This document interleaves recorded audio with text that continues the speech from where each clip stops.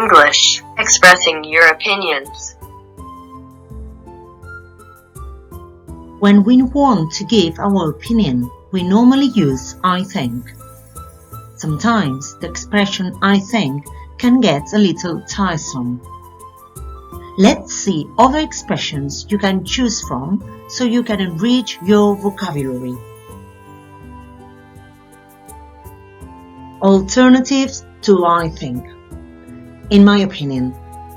In my opinion, this is a good ingredient for pasta. To be honest.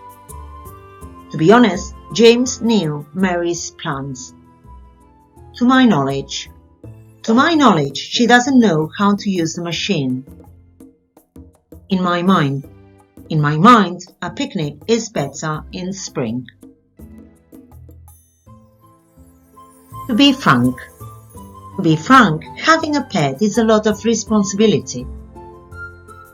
From personal experience, I can tell you that studying another language is a good thing to do. I have a sense that we are meeting Laura next week. Here's how I see it. Spending 200 euros is too much for the present. To tell you the truth, pronunciation is very important when you are learning a language.